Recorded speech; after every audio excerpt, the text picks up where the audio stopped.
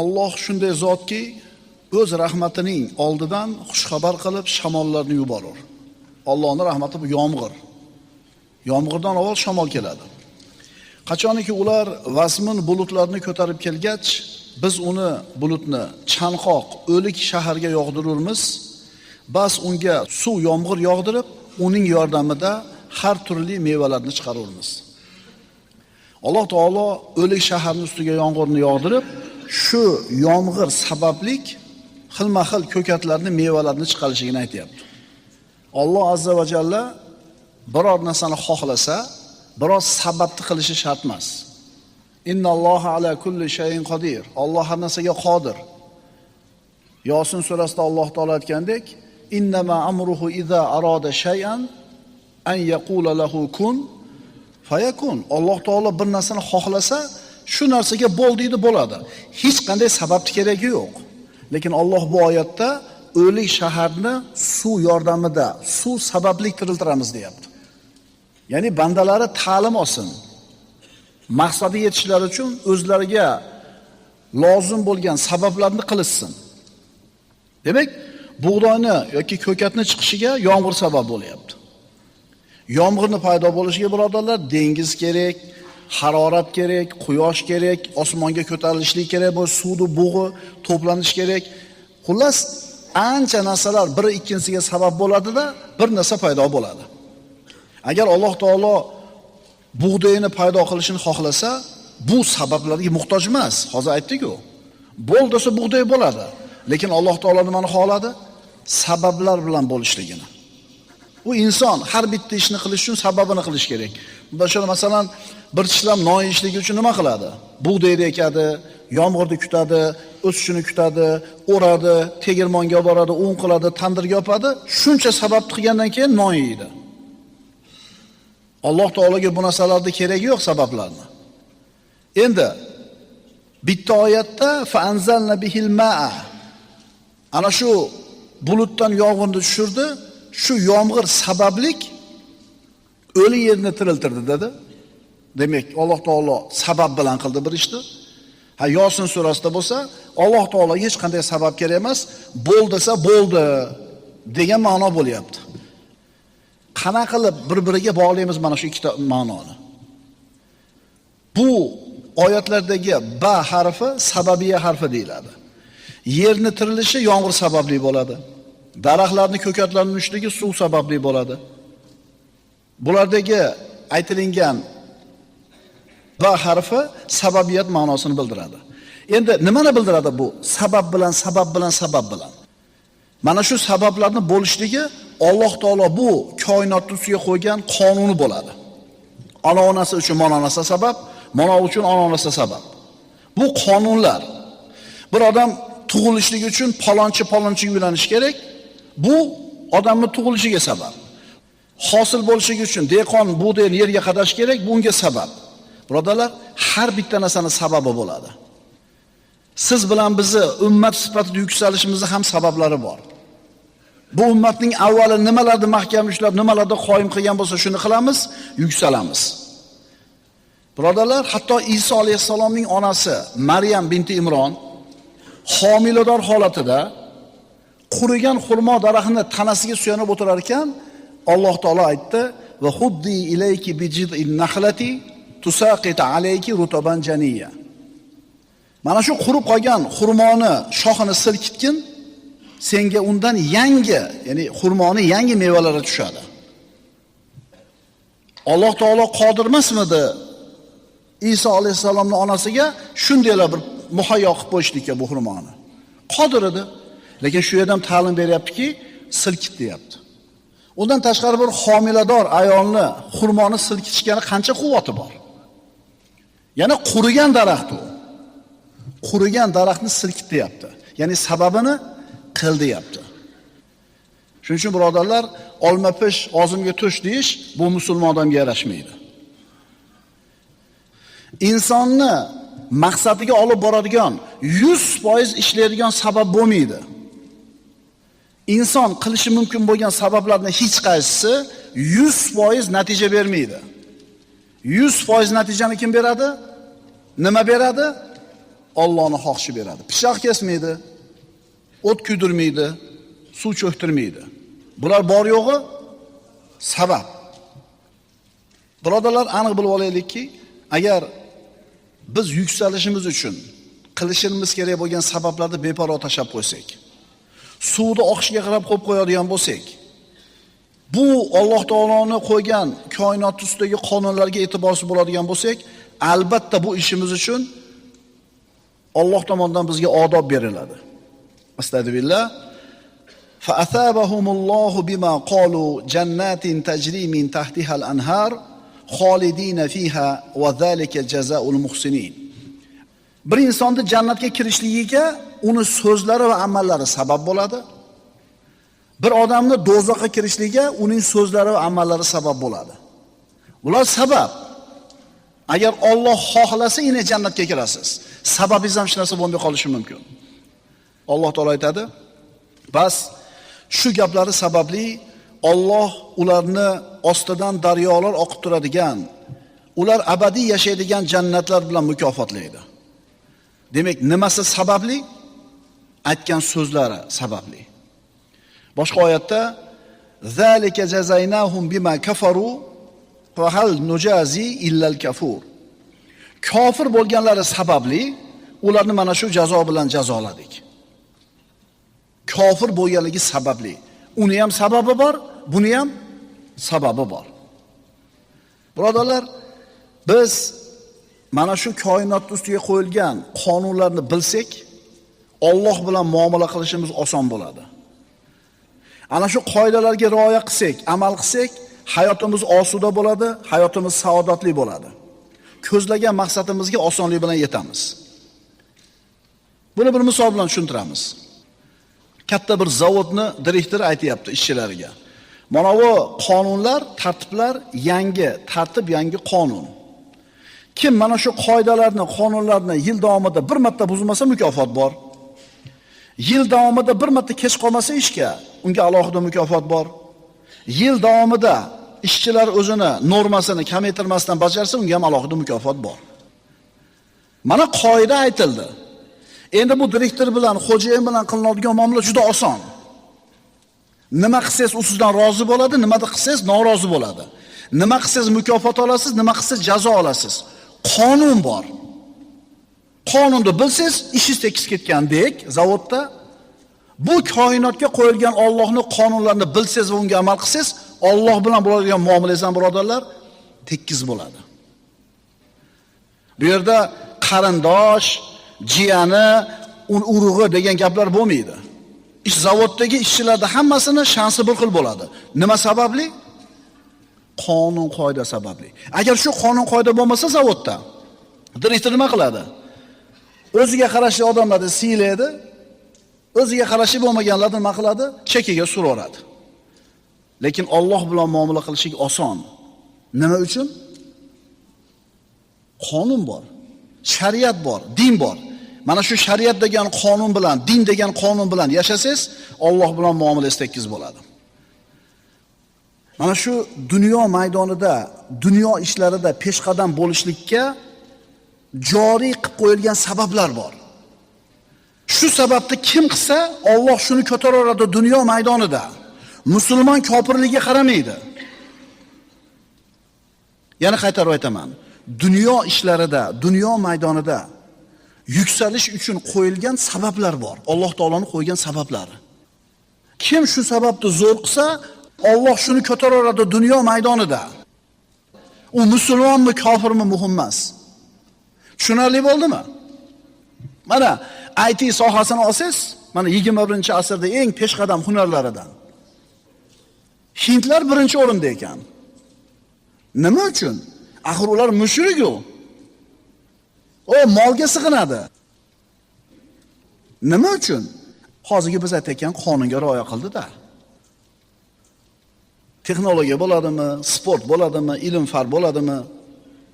Agar qaysi millat, qaysi xalq vakillari shu sohada sabablarni zo'r qilsa, Alloh o'shalarga beraverar ekan. Garchi ular musulmon bo'lmasa ham.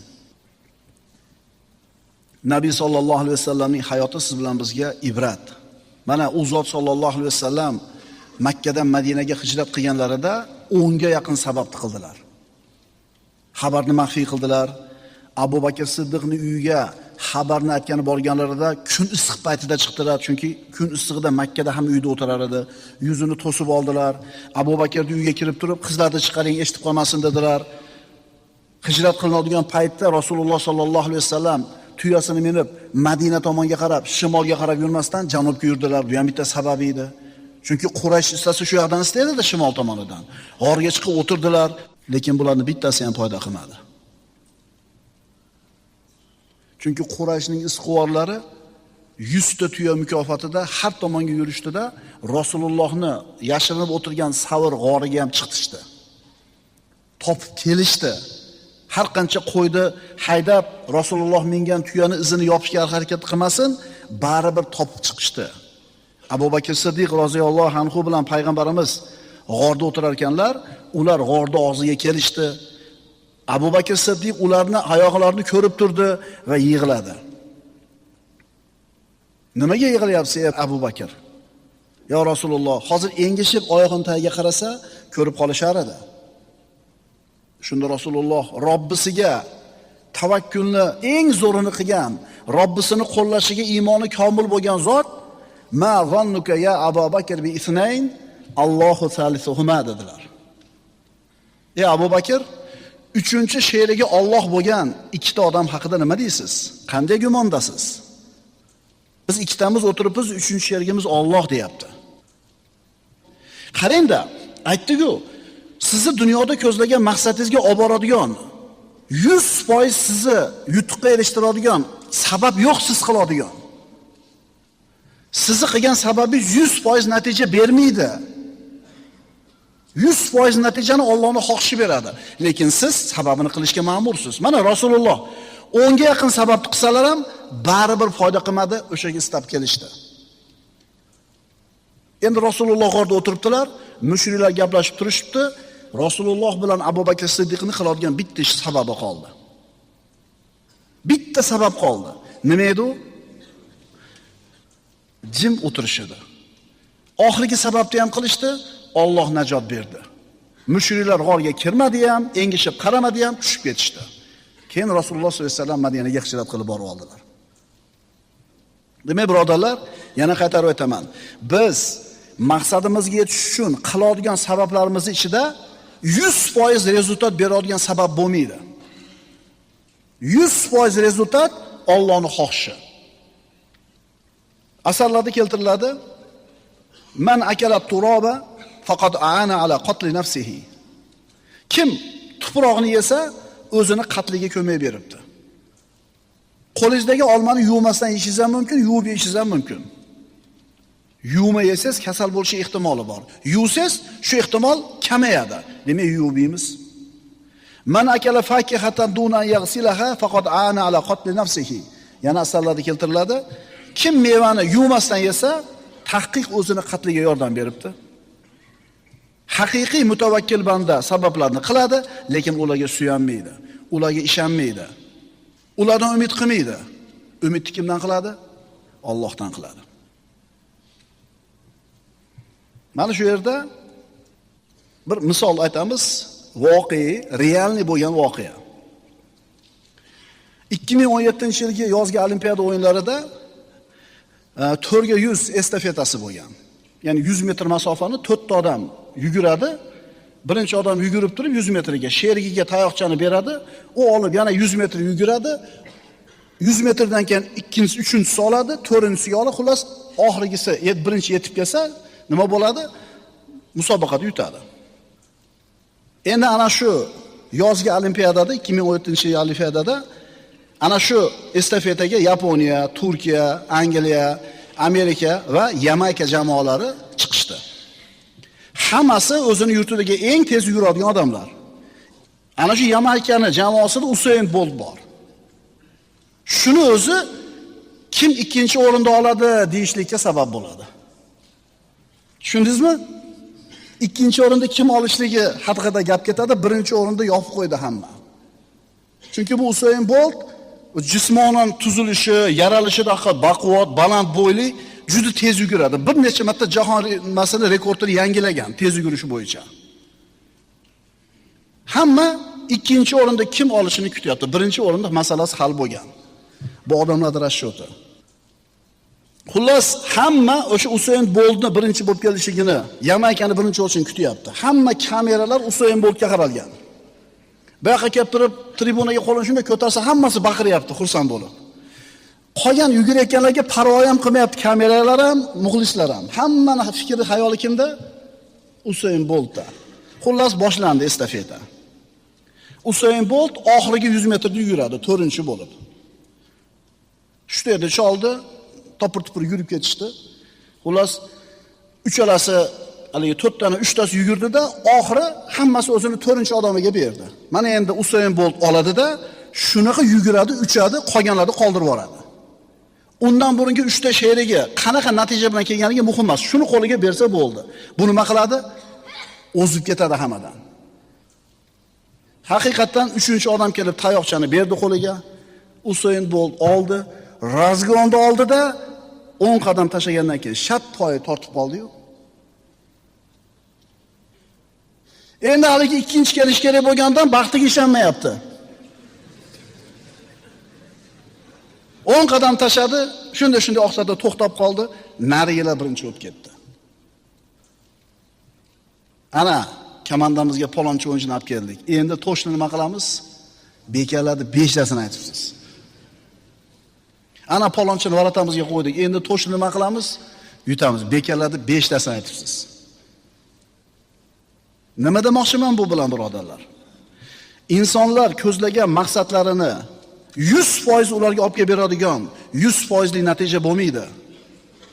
Insonni qilgan sabab xolos. Natijani kim beradi? Hattoki 30 yil, 40 yil mashina bozorida savdo qilib yurgan, mashinani 2 chiqirigacha bilgan odam bir kun keladida ulangan mashinani olib qoladi kuzovi. Kuzovi ulangan mashina. Qanaqa qilib ko'rmading desa, kim bilsin, og'ayni qara shuna bo'lib qopti-da. Bo'lgana shu narsa bir amatda. O'zingiz ogohlantirgansiz, mana bo'ladi degansiz, xuddi o'sha xatoda o'zingiz qilgansiz. Shuning uchun hikmatda aytiladi: Innalloha idza ahabba infada amrin salaba kulli lubbin lubbahu. Agar Alloh o'zini bir xohishini amalga oshirishni xohlasa, ana shu aql egalaridan aqllarini olib qo'yadi. Qopga tushadi, muammoga kiradi, keyin aqlini qaytarib beradi. Qarab tur, shu ulingan narsani olyapman deydi. Shuning uchun birodarlar, la yanfa'u hadarun min qadarin. Qadardan hazar foyda bermaydi. Taqdir qilinganmi, hazarda foydasi yo'q. Siz qilgan harakatlaringizning foydasi bo'lmaydi. Xulosa, biz ko'zlagan maqsadimizga olib boradigan sababni qilamiz, zo'r qilib qilamiz va sababni qilib bo'lgandan keyin Parvardigor hamma narsa seni qo'lingda deymiz va undan keyin nima bo'lsa rozi bo'lamiz. Va ana shu rozilik bu saodat deyiladi, birodarlar. U natija sizga yoqadimi, yoqmaydimi, nima bo'ladi u? Allohning xohishi bo'ladi. Shuning uchun birodarlar, agar biz o'zimizni harom ishlardan to'xtatmasak, Allohning buyurgan farzlarni bajarmasak, sabablarni qoyim qilmasak, hargiz Alloh taoloning nusratiga, madadiga erisha olmaymiz. Har bitta inson o'zining ilmiga ishonadi, hunariga ishonadi, oshnog'onisiga ishonadi. Talib imtihonga kirib ketayotib, yaxshilab tayyorgarlik ko'rdi. Kechasi bilan uxlamadi. Bir necha kun qattiq mehnat qildi. Yaxshi baho olishiga aniq ishonadi. Yana qaytarib aytamiz, o'ziga ishonadi. Va mana shu ayni hamoqat bo'ladi. Shuning uchun birodarlar, iyyaka na'budu va iyyaka nasta'in deymiz. Sengagina ibodat qilamiz, sendangina so'raymiz. Birodarlar, suv cho'ktirmaydi. Allohning xohishi cho'ktiradi. Pichoq kesmaydi. Allohning xohishi kesadi. O't kuydirmaydi. Allohning xohishi kuydiradi. Birodarlar, biz muvahhid musulmon sifatida sabablarni qoyim qilamiz. Natijani Allohga tavakkul qilamiz va undan keyin nima bo'lsa, alhamdulillah, qazo qadarga aloqador bo'lgan bir qancha oyatlarni o'qiymiz. Taqdir, qazoy qadar. Alloh taolo bandalarning taqdirini hal qilgan, taqdirni bitib qo'ygan, undan oshig'i ham bo'lmaydi, kami ham bo'lmaydi. Bu bizning e'tiqodimiz. Lekin bandalar o'zlariga bog'liq bo'lgan sabablarni qilishlikka mas'ul va ma'mur. Sababni qiladi, undan keyin qanaqa natija bo'lsa, alhamdulillahi robbil alamin deydi. Astagfirullah. Va in min shay'in illa indana khazainuhu va ma nunazziluhu illa biqadarin ma'lum. Har bir narsaning asli manbai bizning dargohimizdadir. Biz u narsalarni aniq o'lchov bilan sizlarga tushiramiz. Rizqimiz Alloh taoloning huzurida, Alloh taolo tushiradi o'lchov bilan. Boshqa oyatda aytadi: "Inna kulla shay'in xalaqnahu biqadar." Albatta biz har bir narsani aniq o'lchov bilan, taqdir bilan yaratganmiz, o'lchab qo'yganmiz. Wal qamara qaddarnahu manazila hatta aada kal urjunil qadim. Biz oyni ham toki u eski xurmo butog'i kabi egilib hilol holiga kelib qolgunicha bir necha manzilga belgilab, tayinlab qo'yganmiz, taqdir qilib qo'yganmiz. U belgilangan, taqdir qilingan o'lchovdan tashqariga chiqa olmaydi. Vallohu yuqaddirul layla wan nahar. Kechani ham, kunduzni ham soatlarini Alloh taolo belgilaydi. Va yarzuquhu min haythu la yahtasib. Va man yatawakkal alallohi fa huwa hasbuhu. Innalloha balighu amrihi qad ja'alallohu likulli shay'in qadra. Kim taqvo qilsa, Alloh uni u banda o'ylamagan tomondan rizqini yetkazib qo'yadi. Kim Allohga tavakkul qilsa, bu odamning ishi Allohning qo'lida bo'ladi. Albatta Alloh o'zi xohlagan ishiga yetguvchidir. Dar haqiqat Alloh barcha narsa uchun miqdor o'lchov qilib qo'ygandir. Ya'ni taqdir qilib qo'ygan har bitta narsani deydi. Hammani bir xil qilib qo'yishlikka Alloh taolo rizqini bir xil qilib qo'yishlikka qodir. Alloh hammani bir xil boy qilib qo'yishga qodir. Lekin nimaga birovni boy bo'lishini taqdir qildi, birovni faqir bo'lishini? Alloh taolo buni rizqini bir xil qila olmaganligidan, ojizligidan emas, hoshalillah. Alloh saqlasin. Bir bandaning rizqi keng, bir bandaniki tor. Bu imtihon uchun, adab berishlik uchun. Mana Alloh taolo agar hammani boy qilib qo'ysa, nima bo'lishligini aytayapti. Faraz qiling, hamma boy. Zo'r bo'lamidi? Siz zo'r bo'ladi deb o'ylaysiz, insoniy aqli, ojiz aqlingiz bilan. Zakotni kim oladi unda? Astagfirullah. Walau basatallohu rizqa li ibadihi labaghaw fil ard. Walakin yunazzilu biqadarin ma yasha. Innahu bi ibadihi xabirun basir.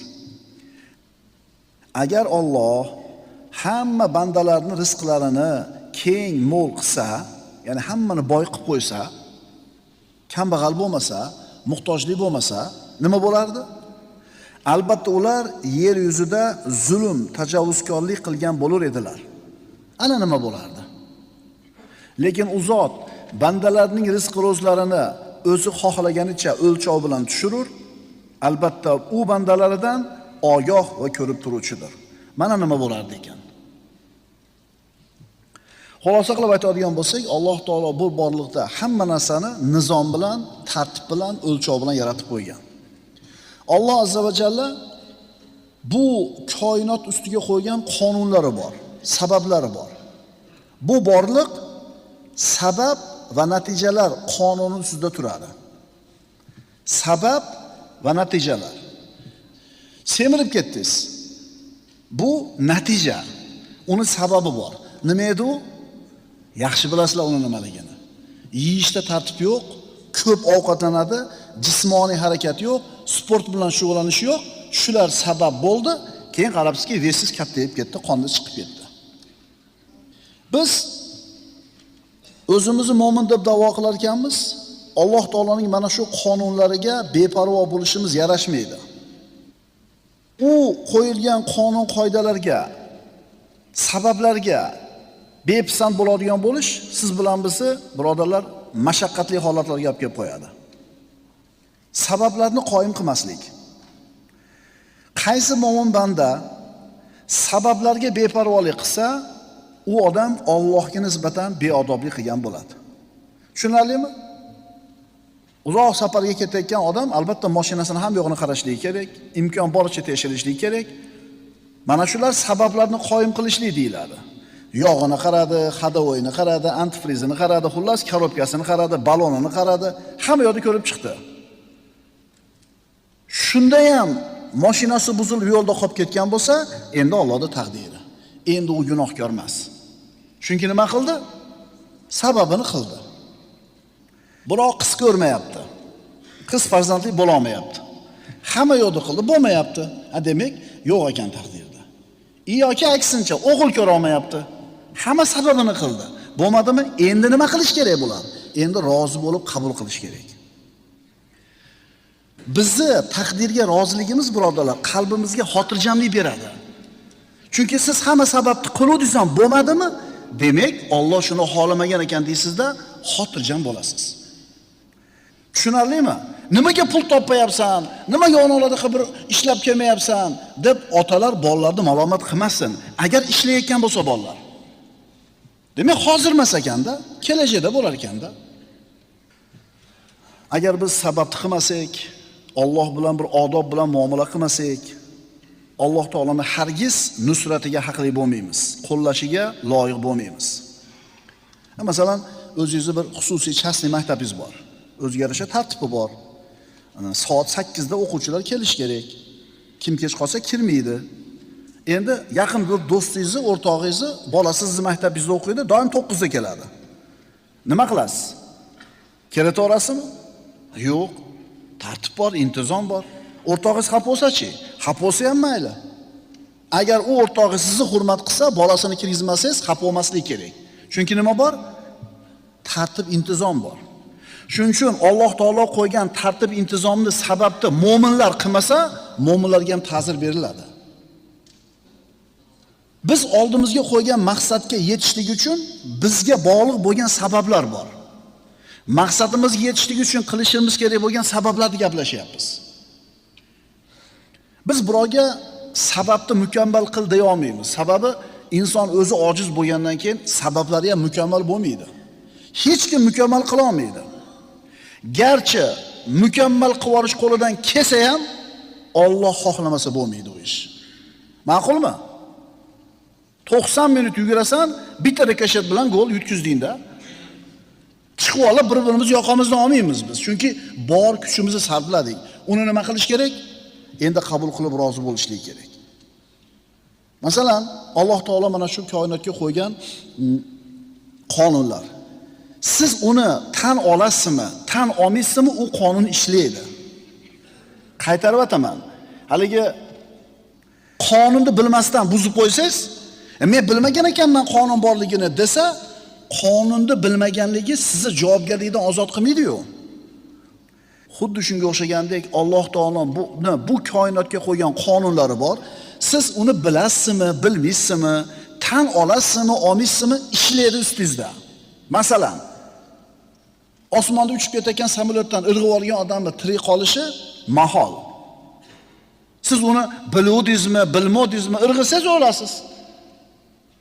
Yana qaytarib aytaman, bu qonunlar siz bilsangiz, bilmasangiz, tan olsangiz, olmasangiz nima bo'ladi? Ustingizda ishlaydi. Hozirgi kundagi musulmonlarning ahvoli ham ana shu azizlikka sabab bo'ladigan ishlarni qilishmadi. Xorlikka sabab bo'ladigan ishlarni qildi. Garchi musulmon bo'lsa ham ummatda oxirgisi bo'lib qoldik siz bilan biz. Hozirgi kundagi musulmonlarning ahvoli mana shu Alloh tomonidan berilgan odob bo'ladi, birodarlar. Sababiyat qonuni. Birodarlar, barcha mavjudotlar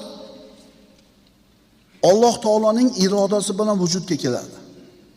Allohning xohishisiz hech narsa bo'lmaydi. Alloh xohlagan narsa bo'ladi, Alloh xohlamagan narsa bo'lmaydi. Endi sababiyat qonuni haqida bizning e'tiqodimiz qanaqa bo'lishi kerak? Banda qilish kerak bo'lgan sabablar. Demak, oldimizda ikkita narsa turibdi. Allohning xohishi va bandalarning qilish kerak bo'lgan ishi. Asli sabab tayin qilingan sabab deyiladi. Oldimizda ikkita sabab bor. Asli sabab, tayin qilingan sabab. Asli sabab nima? Allohning xohishi. tayin qilingan sabab bandalarni qilish kerak bo'lgan ishi. Tushunarli bo'ldi? Asli sabab Allohning xohishi, tayin qilingan sabab bandalarni qilish kerak bo'lgan ishi. Masalan, yomg'ir yog'ishi o'simliklarning o'sishiga sabab. Olov qog'ozni yonib ketishiga sabab. Suv chanqoqning qolishiga sabab. O't kuydirmaydi o'zi agar Alloh xohlamasa.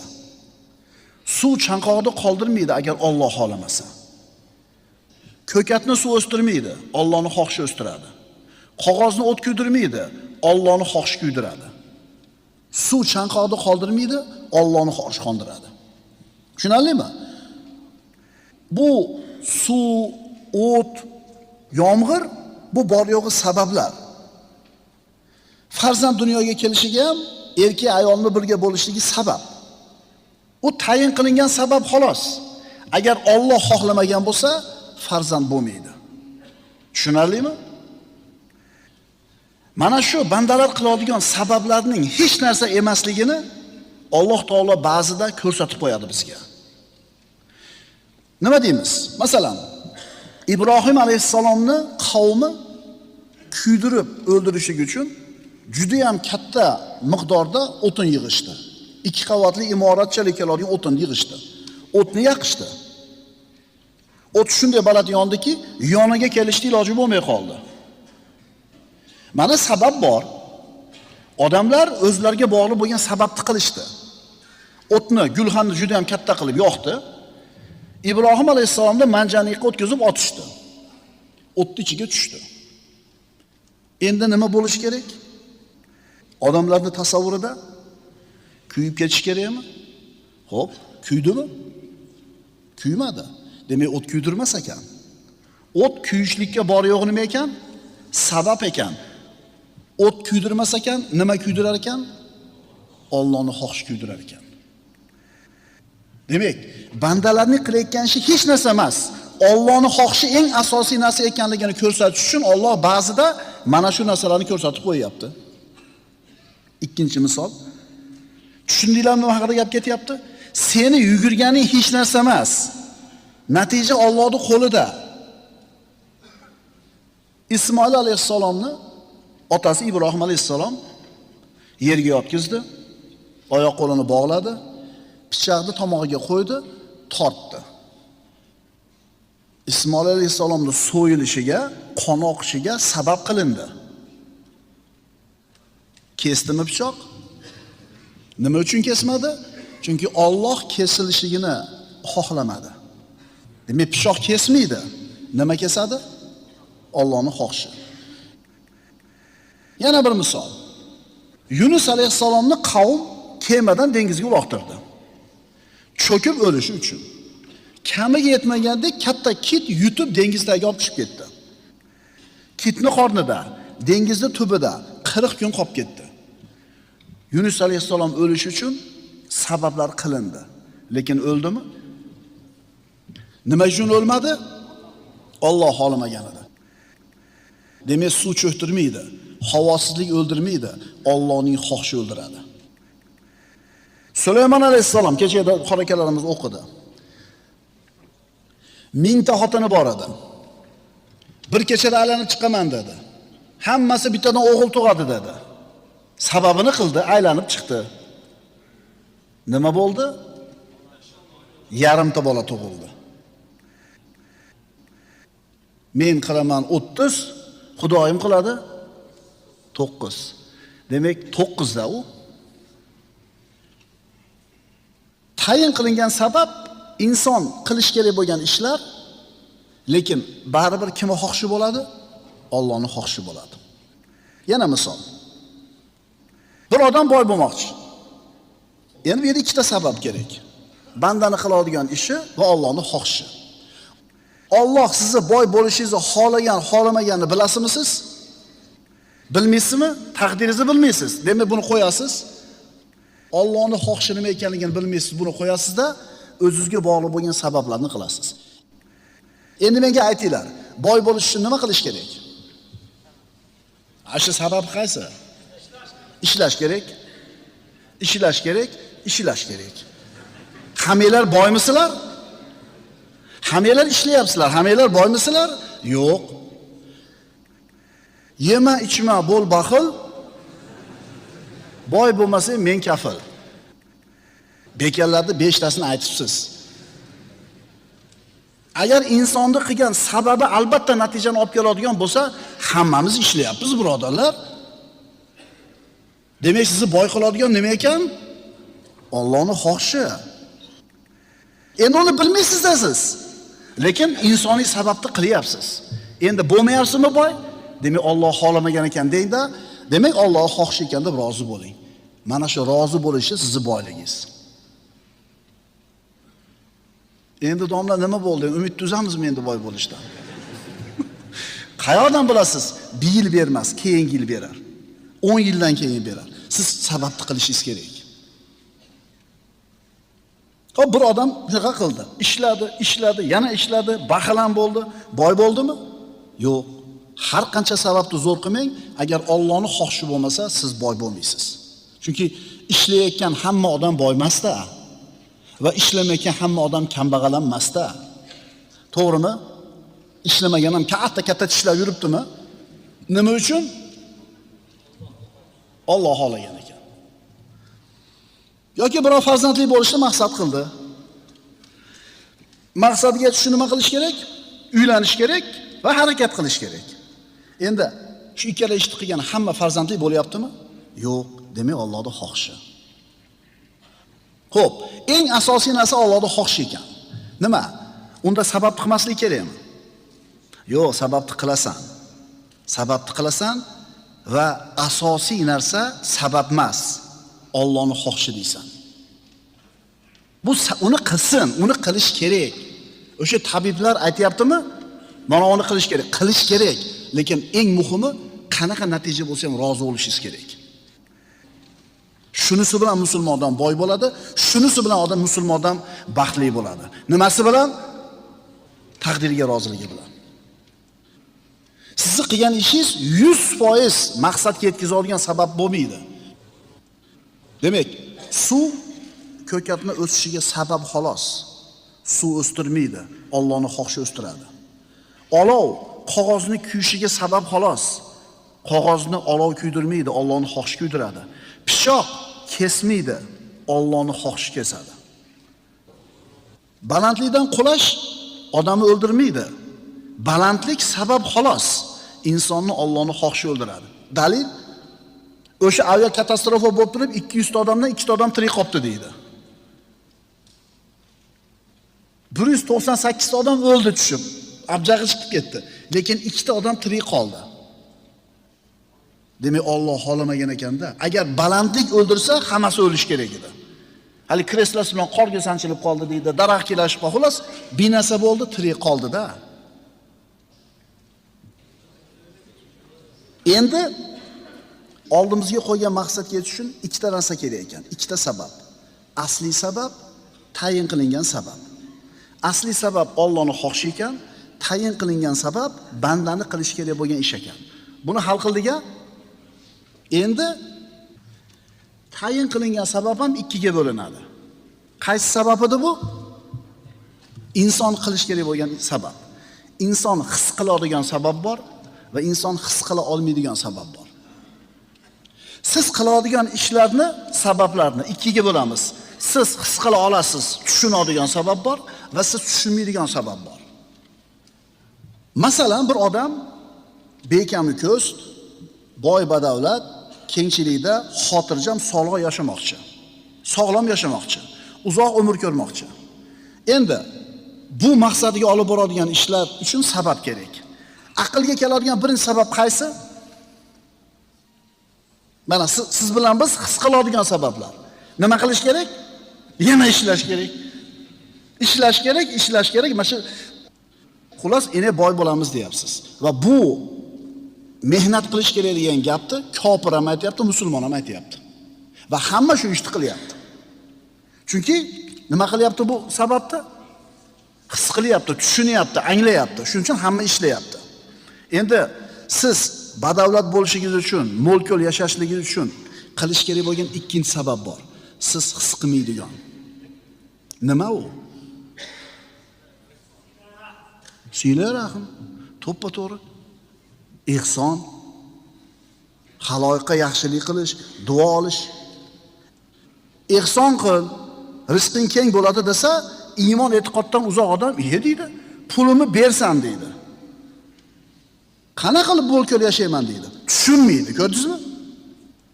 His qilmaydi dekanda shuni aytyapmiz. Xoling banisada ekan ko'rib qo'y desa, vaqtim yo'q deysiz. Nimaga desiz, ishdan qolasizda. Ishlashdan maqsad boy bo'lishidir.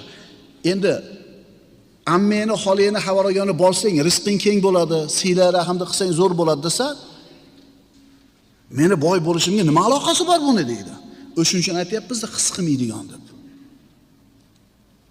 Endi shundaylarmi his qilmaydigan sababda?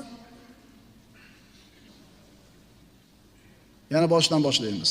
Maqsadga yetish uchun ikkita sabab bor. Allohning xohishi va bandani qiladigan ishi. Asli sabab, tayin qilingan sabab. Biz asli sababni nima ekanligini bilmaymiz. Allohning xohishini bilmaymiz. Buni qo'yamiz. Bizga nima qoladi? O'zimizga bog'liq bo'lgan sabablar qoladi. U sabablar ikki xil bo'ladi. Siz his qila oladigan, tushunadigan va siz his qilmaydigan. Siz tushunmaydigan. Xo'p, endi biz qilishimiz kerak bo'lgan tayin qilingan sababni ikkalasini ham qildik. His qilinadiganni ham, his qilinmaydiganni ham. Endi aniq boy bo'lamiz deymizmi? Baribir shunga borib taqaldimi? Siz his qilinadigan sababni ham, his qilinmaydigan sababni ham zo'r qilib qildingiz. O'shundan keyin nima deysiz? Alloh xohlagan bo'lsa bo'ladi deysiz, boylikni. Odamlarni juda ko'p qismi, xususan musulmon birodarlarimiz ham juda ko'p qismi mana shu tayin qilingan sababni ikkinchisi his qilinmaydigan sabablarga juda e'tiborsiz. O'shuning uchun ishlayveradi, barakasi bo'lmaydi. Payg'ambarimiz aytganlaridek, kim umrini uzun, rizqini keng bo'lishini xohlasa, sila rahmni o'rniga qo'ysin deydi. Alloh yo'lida qilgan ihsoninglarda Alloh taolo 10 baravar, 700 baravar va undan ham ko'proq qilib qaytarib beradi deydi. Siz ikkala sababni ham qildingiz, tavakkalni ham qildingiz. Eng asosiysi o'sha sababni qilganingizdan keyin, Allohga tavakkal qilganingizdan keyin nima bo'lsa ham, qanaqa natija kelsa ham rozi bo'lib qabul qilsiz. Hayot haqidagi tasavvur. Bir inson dunyoga kelib yashar ekan, hayotda muvaffaqiyat qozonishligi uchun, hayotda yutuqqa erishishligi uchun hayot haqidagi tasavvuri to'g'ri bo'lishligi kerak. Agar shu tasavvuri to'g'ri bo'lsa, bu inson muvaffaqiyatga erishadi. Agar hayot haqidagi tasavvuri noto'g'ri bo'lsa, bu odam mag'lubiyatga uchraydi, yutuqqa erishmaydi.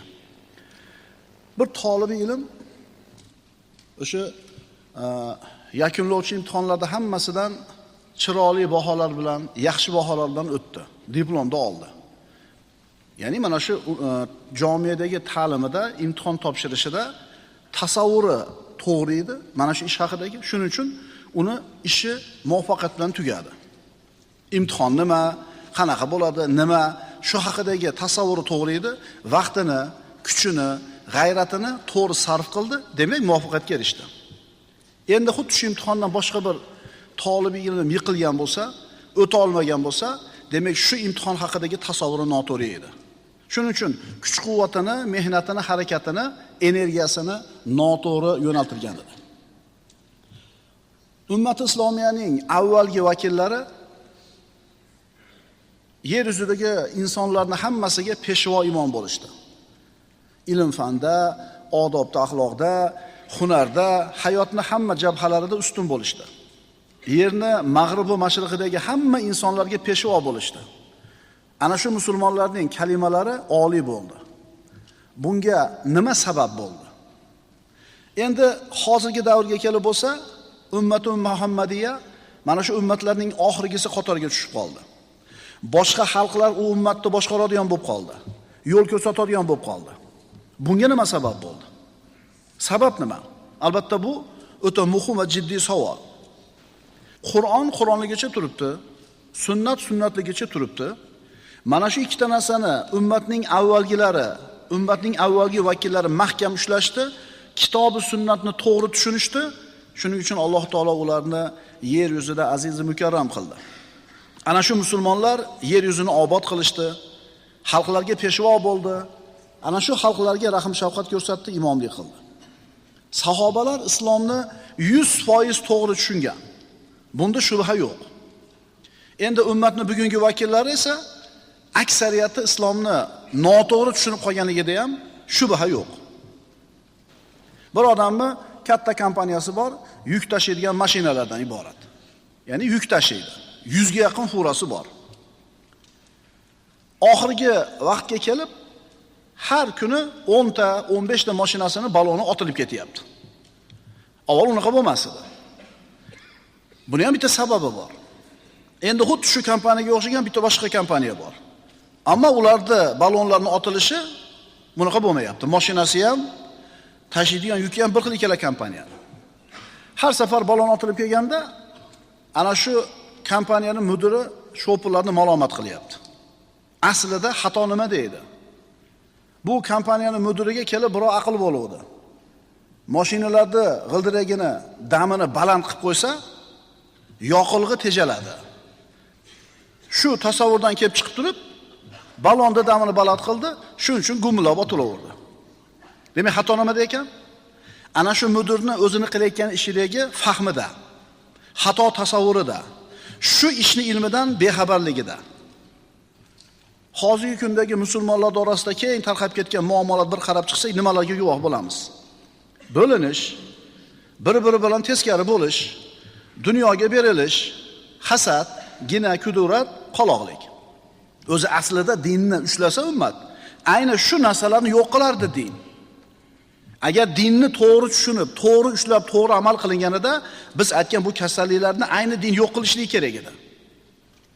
Demak, mana shu xatolar, mana shu kamchiliklar musulmonlar o'rtasida bormi? Demak, musulmonlarning dinini tushunishligida xato bor, tasavvurida kamchilik bor. Mana shu narsa bizni ummat sifatida boshqa ummatlardan qolib ketishimizning asosiy sababi bo'lyapti. Hammamiz xohlaymiz biz ummat peshvo bo'lishini, peshqadam bo'lishini, aziz bo'lishini, kuchli bo'lishini, musulmonlar hammadan ustun bo'lishini xohlaymiz. Albatta bu yaxshi niyat, yaxshi umid, tilak. Lekin shu narsani o'zi bizga kifoya qiladimi? Shu orzularni qilib qo'ysalar yetadimi? Xato qayerda? Mushkula qayerda? Muammo qayerda? Nima? Payg'ambarimiz sollallohu alayhi vasallamning sahobalari boshqachalardan yasalganmi? Yo ularning materiali boshqacha bo'lganmi? Yo'q, bizdaqa odamlar bo'lgan. Unda nima? Qur'on o'zgarib qoldimi? Yo'q, Qur'on o'zgarmaydi. Inna nahnu nazzalna zikra va inna lahu lahafizun dedi Alloh taolo. Albatta biz bu zikrni, Qur'onni o'zimiz nozil qildik va o'zimiz uni saqlaymiz degan. Unda nima? Sunnat o'zgardimi? Yo'q, birodarlar.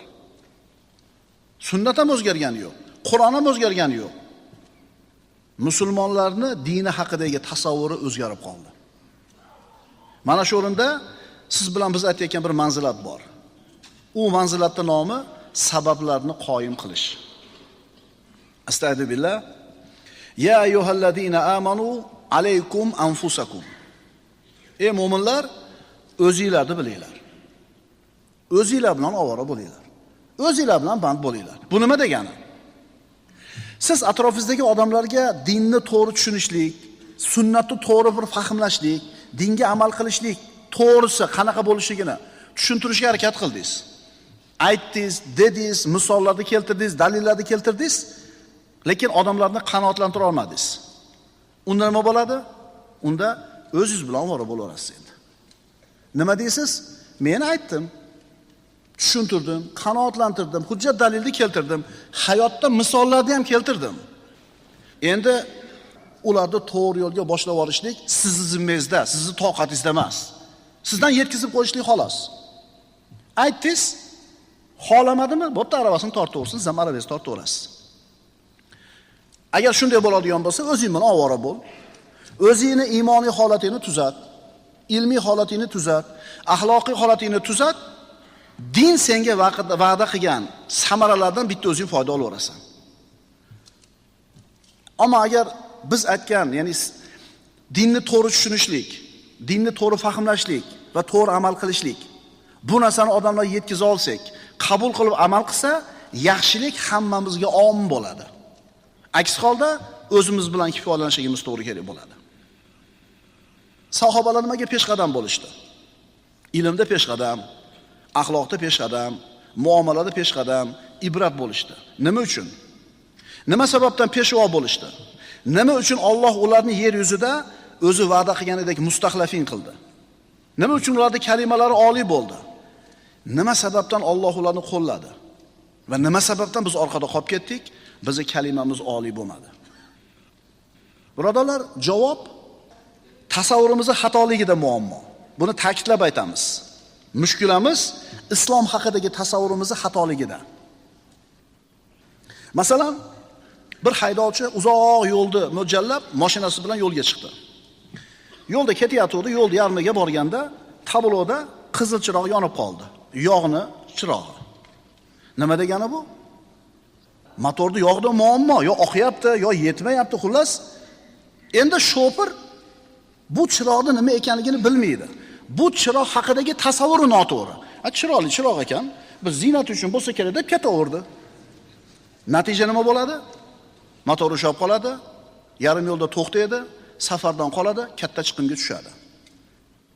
Agar shu shofirni shu chiroq haqidagi ilmi, tasavvuri to'g'ri bo'lganida to'xtar edi, bu narsani tuzatib olgan bo'lar edi. Tushunarli birodarlar. Ummatning hozirgi holati xalqlarning ichida eng oxirgi bo'lib qolganligining sababi bizni din haqidagi, islom haqidagi tushunchamiz, tasavvurimizning noto'g'riligida. Bizning muammoimiz muammoni o'ylayapmiz-ku, lekin nima sababdan shu muammoga kelganligimizni nima qilmayapmiz, fikr qilmayapmiz. Nima uchun motor ushlab qoldi? Haydovchini tasavvuri, o'lchov tushunchasi noto'g'riligi sababli. Sabablarni qoyim qilish va tavhid. Allohni yakka deb bilgan muvahhid o'zi yetmoqchi bo'lgan maqsadga borish uchun o'ziga bog'liq bo'lgan sabablarni zo'r qilib qiladi, keyin natijani Allohga tavakkal deydi. Mana shu odam haqiqiy muvahhid bo'ladi. Ammo ayrim musulmonlarni qarasang, o'zini qilayotgan ishida Allohga tavakkul qildim deydi, lekin sababini qilmayotganligini ko'rasiz. Sababni qilmasdan Allohga tavakkul qilish tavakkul deyiladi. Nima degani? Beparvo bo'lish degani. Otni baylamasdan nima qilish? Tavakkul deyish. Qalbi mushrik, qalbi Zayd bilan Ubaydga suyanib qolgan, shularga ishonadi, lekin Allohga tavakkul qildim deydi. Allohga xos bo'lgan narsani bandaga xoslasa, banda shirk keltirgan bo'ladi. Aslida qanaqa bo'lish kerak edi? Sababini zo'r qilish kerak edi va qalbini Allohga topshirishligi kerak edi. La robba illalloh. Allohdan boshqa rob yo'q. La xoliqa illalloh. Allohdan o'zga yaratuvchi yo'q. La mu'tiya illalloh. Allohdan boshqa beradigan hech kim yo'q. Va la mani'a illalloh. Allohdan boshqa man qiluvchi yo'q. La mu'izza illalloh. Allohdan boshqa aziz qiluvchi yo'q. Va la mudilla illalloh. Allohdan o'zga xor qiluvchi yo'q. Birodarlar, tavhidni ikkita mustavosi bor. Qavli va nafsi. Qavli bu Allohni yakkalash, la ilaha illalloh Muhammad rasululloh deyish. Bu oson. Ammo nafsi tavhid qiyin. Chunki tilida kalimani aytib turib, hayotda qilayotgan ishi bunga teskari bo'ladigan bo'lsa, bu odamning tavhidi komil deyilmaydi. Va ma yu'minu aktsaruhum billahi illa va hum mushrikun. Ularning ko'plari Allohga faqat mushrik bo'lgan hollaridagina iymon keltiradilar. Tilida kalima bor, ammo qalbi boshqa narsalarga suyanadi. Qalbi boshqa narsalarga tavakkul qiladi.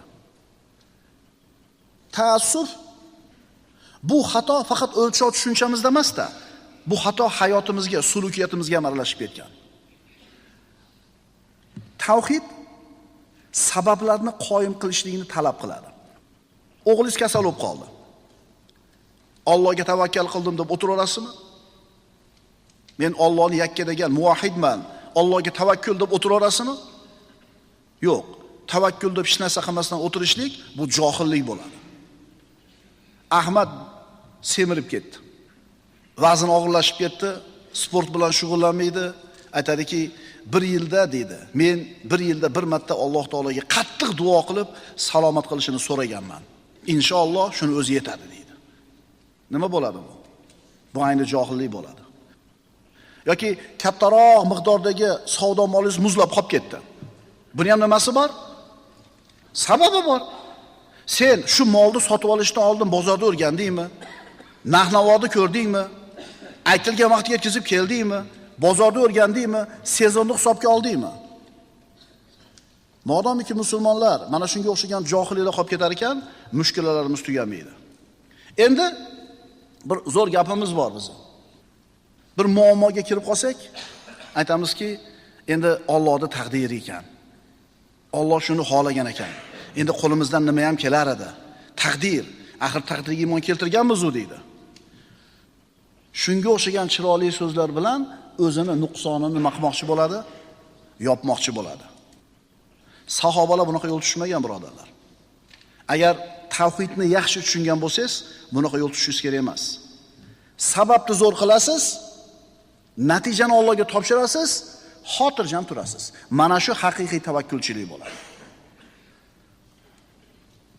Xullas, foyda topish uchun qilishingiz kerak bo'lgan qanaqa ishlar bo'lsa qilasiz, u yog'ini Allohga tavakkal deysiz. Agar Muhammad alayhisolamning chinakam ummati bo'lishni xohlasak, ashoblarning yo'liga ergashishimiz kerak bo'ladi, sabablarni qoyim qilishimiz kerak bo'ladi. Mana Alloh taolaning eng sevimli bandasi Muhammad Mustafa sallallohu alayhi vasallam. Hammamizdan Allohga mahbub. Hammamizdan Allohni yaxshi taniydi. Hammamizdan ko'ra Allohdan ko'proq qo'rqadi.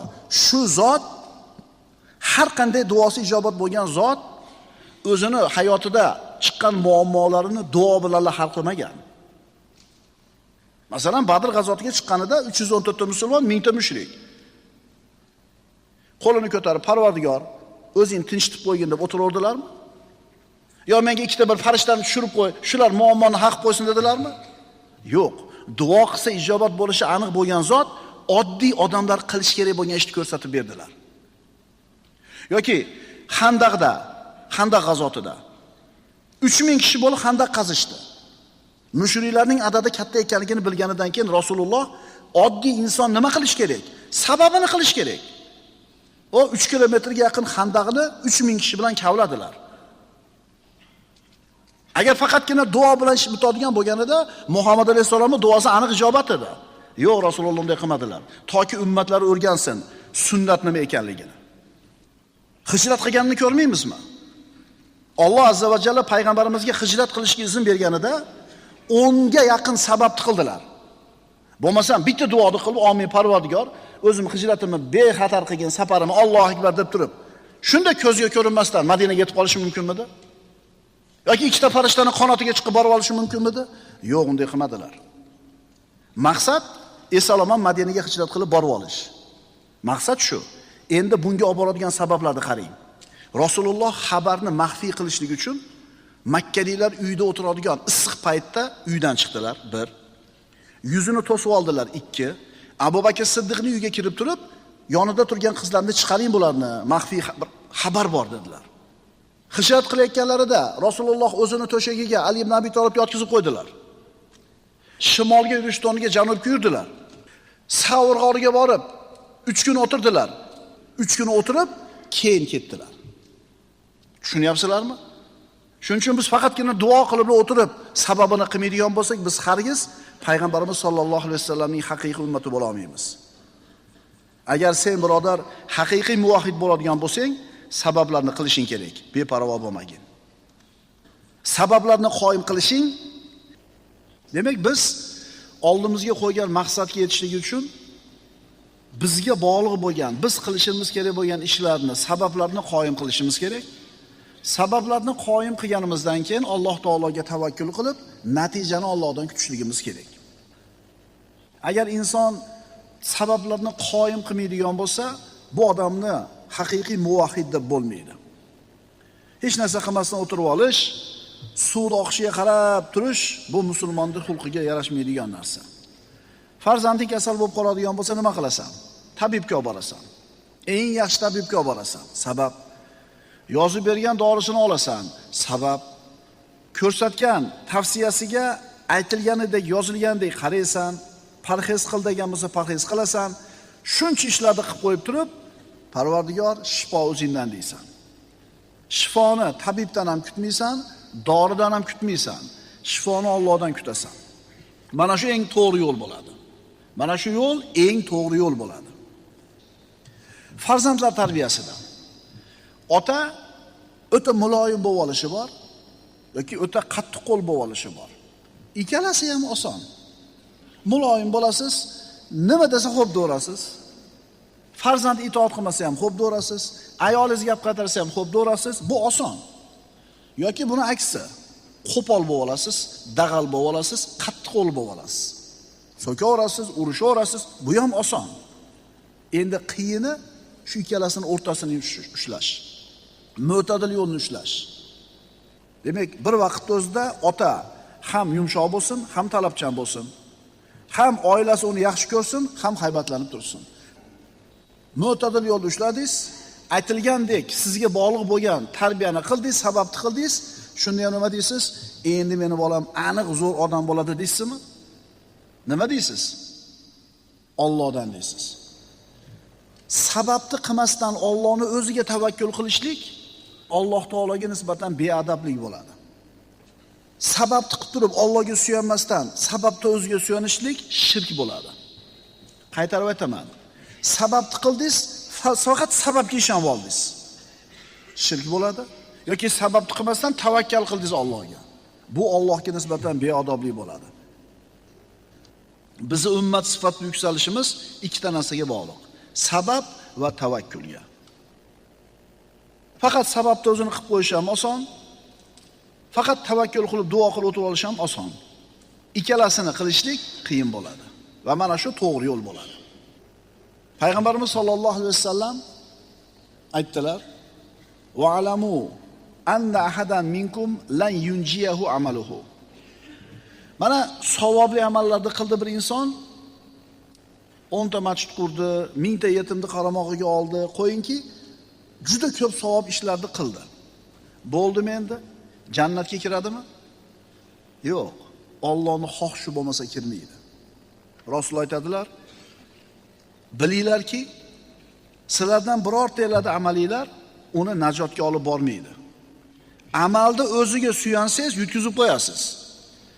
Sizni amallaringiz ya Rasululloh, meni amalim ham kifoya qilmaydi jannatga kirishimga. Illa an yataghammadani Allohu bi rahmatin minhu va fadlin." Men amallarni qilaman deyapti Rasululloh. Shundan keyin Alloh meni o'z rahmatiga olsa, fazl ko'rsatsa, rahmat bersa, shunda jannatga kiraman. Shuning uchun hech qaysi mu'min har qancha uni amali katta bo'lsin, jannatiyman deb xotirjam bo'lishga haqqi yo'q. Shuning uchun birodarlar, amal qilamiz, bu sababi jannatni, va duo qilamiz, umid qilamiz, bu ham bitta sababi. Sog'liqni saqlashlik uchun kerak bo'lgan sababni qildingiz, lekin Allohdan behojat bo'ldingiz. Natija qanaqa bo'ladi? Dardingiz cho'zilib yuraveradi. Unda nima qilish kerak? Tabib aytganini qilasiz, Allohga tavakkul qilasiz, shifoni Allohdan kutasiz. Kunlarning birida payg'ambarimiz sollallohu alayhi vasallam o'tirgandilar. Ali ibn Abi Talibdan bir rivoyat. Qo'lida bir kaltak bor edi. Yerni chizib o'tirdilarda, boshini ko'tarib dedilar: "Ma minkum min nafsin illa wa qad ulima manziluhu minal jannati wan nar." Sizlardan biron nafs yo'qki, magar uning jannatdagi va do'zaxdagi manzili ma'lumdir. Odam bolasi borki, jannati yoki do'zaxi ekanligi aniq. Taqdiriga yozilgan. Shunda sahobalar aytishdiki: "Ya Rasululloh, falima na'malu afala nattakil?" Unda nima qilamiz amal qilib? taqdirda yozilgan narsaga suyanib o'tira olmaymizmi deyishdi. Bir odamni Alloh taolo do'zaxi deb yozgan bo'lsa, har qancha jannatiy amalni qilsin, bar do'zaxga tushsa, yoki jannatiy deb yozilgan bo'lsa, har qancha do'zaxiy amalni qilgan bo'lsa, jannatga kiradigan bo'lsa, peshanaga yozilgan bo'lsa, nima qilamiz uni amal qilib deyishdi. Rasululloh aytdilar: "La i'malu", unday emas, amal qilinglar. Fa kullun muyassarun lima xuliqa lah. Amal qilinglar. Bas har bir kimsa u uchun yaralgan narsaga muyassar qilinadi deb ushbu oyatlarni tilovat qildilar. Fa amma man a'ta wattaqa va saddaqa bil husna fasanuyassiruhu lil yusra. Har bitta odam onasining qornida 121 kunga to'lganda farishta kelib 4 ta narsani yozadi taqdiriga. Rizqini, ajalini, amalini va baxtli baxtsiz bo'lishini, ya'ni jannatli do'zaxi bo'lishini. Onasining qornida yozib qo'yilgan. Birinchi ikkitasi hukm bo'lib yozilgan. Keyingi ikkitasi vasf bo'lib yozilgan. Rizqi bilan ajali hukm bo'lib yozilgan. Shunday bo'lsin dedi Alloh. Bu hukm, banda bunga hech qanaqa o'zgartirish kirita olmaydi. Hukm bo'lib yozilgan narsalar bizni o'g'il bola bo'lishimiz, kimni farzandi bo'lishimiz, qaysi millat vakili bo'lishimiz, qaysi zamonda, qaysi makonda yashashimiz, bu hukm bo'lib yozilgan. Rizq bilan ajal hukm bo'lib yozilgan. Bunga savob ham olmaymiz, gunoh ham olmaymiz. Endi ikkinchi qismi qiladigan, hayotda qiladigan ishlari va baxtli baxtsiz bo'lishi. Bu vasf bo'lib yozilgan. Qarang, Zayd musulmon bo'lsin desa hukm bo'lib qolardi. Endi Alloh taolo buni qilmadi. Zayd musulmon bo'ladi dedi. Ya'ni o'zini ixtiyori bilan, o'zini qiladigan amallari bilan degani. Binobarin jannatiy do'zaxi bo'ladi dedi. Ya'ni banda o'zi tanlab qiladi shu ishni. Agar hayotda qiladigan ishini mana bunday amallarni qilsin desa, unda bandada ixtiyor qolmay qolar edi. Tushundinglar-mi? Hayotda qiladigan ishlari bilan jannatiy do'zaxi bo'lishligi vasf bo'lib yozilgan. Ya'ni hayotda qiladigan ishi o'zining ixtiyori, natijasi jannatiy do'zaxi bo'lishi ham ixtiyori. Alloh bandasini dunyoga kirgizmasdan turib, g'ayb olamida turganda dunyoga kirsa nima ishlarni ixtiyori bilan qilishligini oldindan bilib qo'ygan va shuni yozib qo'ygan. Shuning uchun siz birinchi ikkitasiga javobgar bo'lmaysiz, keyingi ikkitasiga javobgar bo'lasiz. Endi shuni qilish qilmaslik ixtiyoringizda. Agar siz hadisda aytilishiga ko'ra, agar siz jannatiy bo'lsangiz, jannatga olib boradigan ishlarni qilishingiz oson bo'ladi. Harom, gunoh, ma'siyat ishlarni tark qilishingiz oson bo'ladi. Hayotda qilayotgan ishlaringizga qarang. Jannatga olib boradigan ishlarni qilishingiz oson bo'lyaptimi? Umid qiling. Endi nima qoldi? Endi nima qoldi jannatga kirishingiz uchun? Allohning rahmati qoldi. Shuning uchun hech kim amali jannatga aniq olib kirib keta olmaydi. Faqat Allohning rahmati bo'lgandan keyin. Lekin banda Allohning rahmatidan umid qilish uchun hayotda solih amallarni qilgan bo'lish kerak. Amal qilinglar va bilinglarki, albatta sizlar muyassar qilinasizlar. Nimaga muyassar bo'lasiz? Alloh sizni nima uchun yaratgan edi? Rahim qilish uchunmi? Demak, Allohning rahmatiga muyassar bo'lasiz. Toat, ibodatni bajaramiz, ilohiy maqsadni yuzaga chiqargan bo'lamiz. Endi bitta narsa qolyapti. Allohning rahmati, fazli. Payg'ambarimiz sollallohu alayhi vasallamdan so'rashdi. Aroayta adwiyatan natadawa biha wa ruqan nastarqi biha wa tuqan nattaqiha. Hal taruddu min qadarillahi shay'an? Ya Rasululloh, shifo topish uchun biz ichayotgan dori, biz o'qiyotgan ruqya, biz himoyalanish uchun qilayotgan sabablar Allohning qadarini o'zgartiradimi? Biz dori ichyapmiz. Alloh taoloning taqdiriga kasal bo'lish yozilgan. Shu taqdiriga yozilgan narsani qaytaradimi? Payg'ambarimiz aytdilar: "Hiya min qadarillah." Ana shu dori ichish ham qadardan dedilar. Ya'ni dorini ichsang shifo topish degan variant ham yozilgan taqdirga, ichmasang kasaling davom etadi degan variant ham yozilgan. Tashqarida yomg'ir yog'yapti. Tashqariga chiqasiz, boshingiz ho'l bo'ladimi, bo'lmaydimi? Taqdirda yozilgan bo'lsa ho'l bo'ladi deysiz, taqdirda yozilmagan bo'lsa ho'l bo'lmaydi deysiz. Qaysinisi bo'ladi chiqsangiz hozir? Zontiga ushlasangiz ho'l bo'lmaydi, zontiga ushlamasangiz boshingiz ho'l bo'ladi. Ko'rdingizmi? Ikkala variant ham yozilgan. Faqat siz sababini qilib chiqdingiz, ho'l bo'lmadi. Otni minib keldi, baylash kerakmi, baylamaslik kerakmi? Baylasang turadi, baylamasang ketadi. Demak, kasal bo'lish ham Allohning qazosida bor, shifo topish ham Allohning qazosida bor.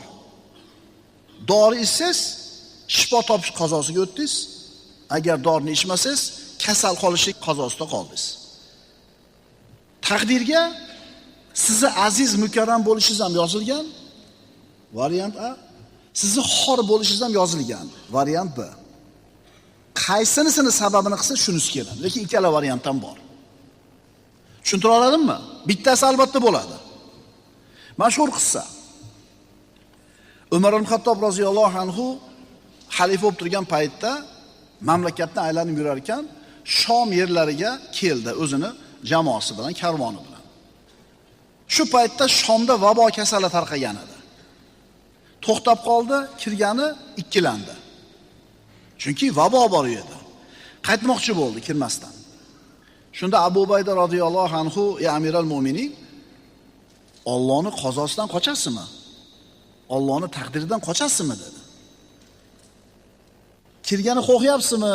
Kirsam kasal yuqib qoladi deb qo'rqyapsizmi deganida. Deganida, "Ey Abu Bayda" dedi Umar ibn Xattob. "Shu gapni boshqasi aytsa bo'lar edi. Ha, Allohning qadaridan Allohning qadariga qochyapman" dedi. Kirsam vabo kasali yuqishi ham taqdirdan bo'ladi, kirmasam yuqmasligi ham taqdirdan bo'ladi. Allohning taqdiridan Allohning taqdiriga qochyapman dedi. Allohning qazosidan Allohning qazosiga qochyapman dedi. Ro'parangizda ikkita vodiy turibdi. Bir to'p qo'yda haydab ketyapsiz. Bittasida qurib qaqshab ketgan hamma yo'q. Ko'kat yo'q. Ikkinchisi ko'm-ko'k yam yashil bo'lib turibdi. Qasinga haydaysiz qo'yingizni? Alloh bugun qo'ylarimni qonini to'yishini yozgan bo'lsa, sahroga haydasam ham bo'laveradi turib haydab ketasizmi? Yo, bu yoqqa haydaysizmi? Demak, u ham qazo qadar, bu ham qazoy qadar. Siz nima qilasiz? Tanlaysiz. Biz taqdirimizga nima yozilganini bilmaymiz. Ammo o'zimiz xohlagan natijaga erishishlik uchun bizga bog'liq bo'lgan sababni qilamiz. Sababni zo'r qilamiz, keyin xuddi sabab qilmagandaqa Parvardigor o'zingga tavakkal qil deb yalinamiz. Undan keyin nima bo'lsa, demak Alloh shuni taqdir ekan deymiz. Taqdir vasf bo'lib yozilgan qismi bor, hukm bo'lib yozilgan qismi bor. Ixtiyorimizdan tashqari bo'lgan ishlar bu hukm bo'ladi. Millatingiz, qaysi joyda yashashingiz, kimi farzandi bo'lishingiz, bu rizqingiz hukm. Endi qiladigan ishlaringiz sizni ixtiyoringizda, bu vasf bo'lib yozilgan. Natija ham vasf bo'lib yozilgan. Aqulu qawli hada va astagfirulloh li va lakum.